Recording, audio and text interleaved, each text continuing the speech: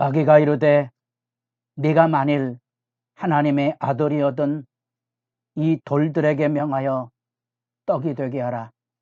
예수께서 대답하시되 기록된 바 사람이 떡으로만 살 것이 아니라 하였느니라.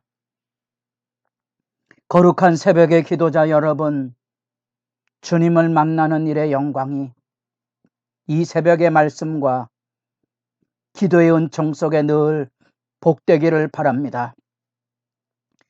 오늘 우리가 읽어갈 하나님의 말씀은 누가복음 4장 1절에서 13절까지의 말씀으로서 예수님의 세례 요한을 통하여 동토는 성령을 통하여 잉태되고 수태고지와 출산이 이루어진 것처럼 동일하게 예수님에게 수태고지와 출생이 이루어지고 성전에 올라가 할례를 행하며 그 가운데 이루어지는 하나님의 영광의 기름 부으심의 거룩한 이로서의 증언이 선포되고 족보가 나오고 드디어 예수님의 세례와 시험이 이어지는 마지막 예수 사역의 준비 기간의 내용이 오늘 우리가 읽은 마지막 단락입니다. 우리는 여기서 예수님의 40일간의 시험 속에서 하나님의 나라의 하나님의 아들의 약자입니다. Son of God, 하나님의 아들. 하나님의 아들이라는 이 중요한 세례 때 열려졌던 그 실제의 영광. 하나님의 아들이 누가에게는 아담 하나님으로 올라간다 그랬습니다. 첫사람 아담으로부터 무너졌던 하나님의 아들의 영광, 그 영광을 예수님께서 이 땅에 다시 회복시킬 비전으로 누가는 예수님의 족보를 바라보고 있는 거죠. 마태복음의 아브라함과 다윗으로 이어지는 유대적 배경의 구약 언약의 왕권 회복과 대조해서 누가의 초점은 첫사람 아담의 무너짐에 둘째 아담 예수 그리스도를 통하여 하나님의 나라의 영광이 그 아들을 통하여 열려지는 그 역사로서 하나님의 아들이 여기 지금 증거되고 있고, 그래서 그 시험의 주제가 하나님의 아들이었던 하는 하나님의 아들을 무너뜨리는, 마치 창세기에 마귀가 찾아와서 하나님의 아들과 그 땅의 영광을 누리던 아담을 무너뜨렸던 그 시험처럼 예수에게 네가 만일 하나님의 아들이거든, 첫 번째, 세 번째, 내가 만일 하나님의 아들이었던 그 안에 우리는 첫사람 아담의 무너짐을 보게 되고요. 마태복음과 달리 순서가 달라져 있습니다. 두 번째, 세 번째가 바뀌어 있죠. 그 초점은 이 누가복음의 중요한 주제가 하나가 성전 사역이거든요. 예루살렘의 성전이 발판이 되고 디딤돌이 되어서 새로운 성전이 열려지는 하나님의 나라의 회복이 그곳에서부터 상수처럼 흐르게 되기 때문에 예수님께서 성전에 올라가는 장면, 그 이전에 성전에서 제사하는 중에 성령의 충만함으로 아들을 얻는 사가라의 역사처럼 예수님의 마지막 사역이 그 성전에 대한 증언을 통하여 확인이 되고, 그 성전에 하나님의 나라의 역사가 열려지는 그 영광을 이 예수님의 공생의 전 12살 때 일어난 그 사건, 그 사건에 예수님의 공적인 첫 고백이 아버지 집이죠. 내가 아버지 집. 아버지 집이 어딥니까? 성전이지요. 그래서 누가의 세 번째 시험은 이 성전으로 매듭이 지어지고 있는 것을 보게 됩니다. 이런 것들이 각자 복음서가 전하고자 하는 증언의 초점의 다양성들을 이해하시고 묵상하시고, 그것을 가지고 하나님 앞에 우리도 각자 모두에게 다양한 하나님의 말씀에 부유한 증거와 확신과 비전을 함께 만나는 교제가 복될 것입니다. 이 광야 40일의 시험은 이스라엘 백성들에게는 광야 40년의 여정으로 대조되어 있는 거지요. 약속의 땅에 들어가야 될 그 백성의 연단과 시험을 통하여 하나님만 의지하며 살게 하시려는 하나님의 훈련의 여정이었던 거지요. 그들은 그 광야 속에서 끊임없는 불평과 원망으로 그 세대는 그 땅에 묻히고 말았습니다.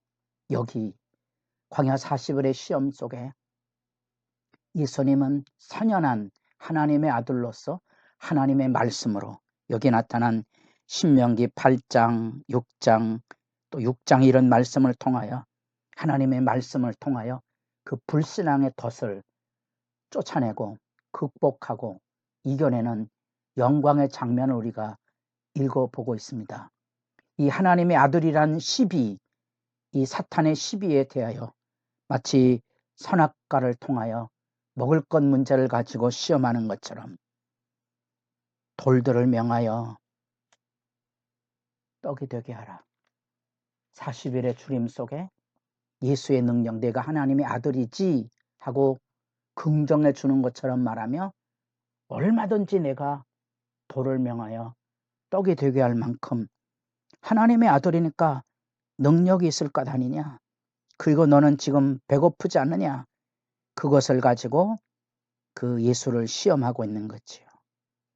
그래 예수님은 마귀의 말이나 마귀의 생각에 따라 살아가는 것이 아니며 하나님의 말씀으로 산다는 분명한 예수 자신이 하나님의 말씀으로 존재하고 있음을 밝혀주는 말씀의 승리로 그 시험을 넘어가고요. 이 하나님의 전에 영광, 만국의 통치의 권세와 영광을 제시하고 자기가 그것을 준다고 생각하지만 그건 마귀의 것이 아니죠. 하나님의 것을 가로채고 있는 거지요. 허세고 허풍입니다.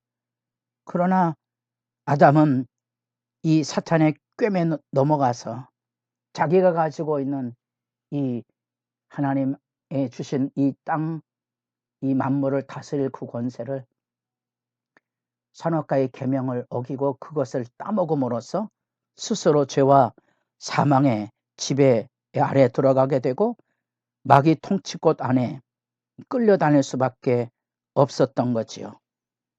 거짓되고 헛되는 영광에 대하여 예수님은 단호하게 이 모든 권위와 그 영광은 내가 내게 주리라.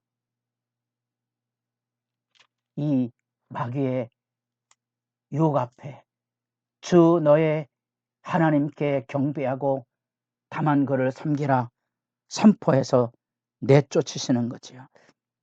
탐심의 헛된 영광의 추구가 아닌 그래서 우상을 숭배하고 부귀영화를 꿈꾸는 그 헛된 욕망에 사망의 그늘로 돌아가는 그 수치를 배척하고 오직 하나님의 권세 아래 오직 하나님을 섬기는 아들로서의 당당함을 지키시고 나아가 하나님의 말씀을 왜곡하여 성경 꼭대기에 떨어지면 하나님의 아들이 가만두겠냐? 하나님 보호하지 않겠냐? 하고 이제 하나님의 말씀을 왜곡하여 그를 무너지게 할 때에도 하나님을 시험하지 말라.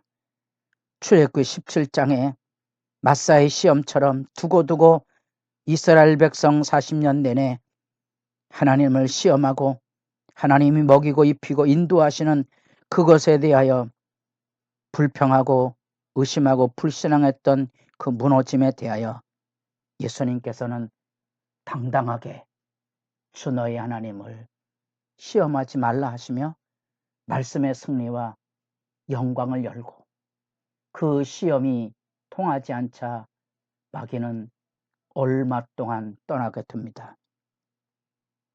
얼마 동안이라는 말 이후로 지속적으로 예수를 하나님의 아들인지를 시험하고 대적하고 배척하는 역사, 마지막 십자가에 달릴 때에도 내가 하나님의 아들이거든 뛰어내어 보려라.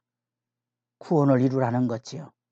그 집요한 이 악의 시험과 유혹, 예수님께서 단번에 영원히 하나님의 아들로서 승리와 회복을 열어가십니다.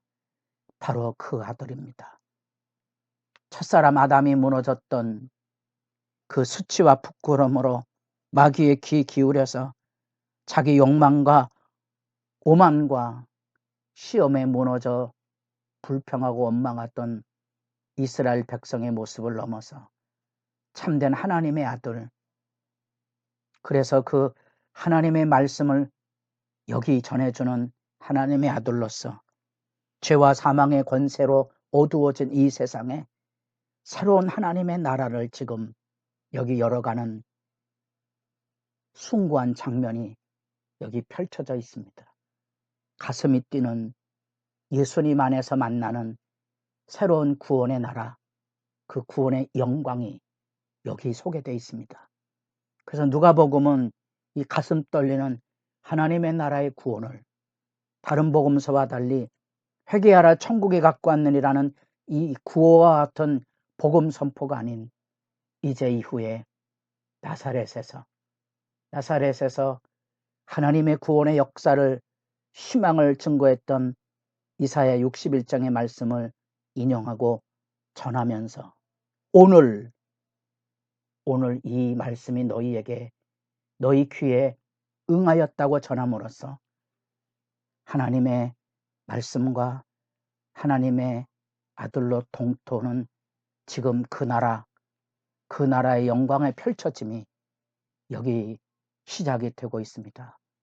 하나님의 나라의 영광을 품고 세상을 살아가는 믿음의 복됨이, 하나님 나라의 승리가 매일의 삶을 하나님의 사랑과 은혜와 평화로 아름다운 역사가 열매가 복된 사람들 되기를 바랍니다.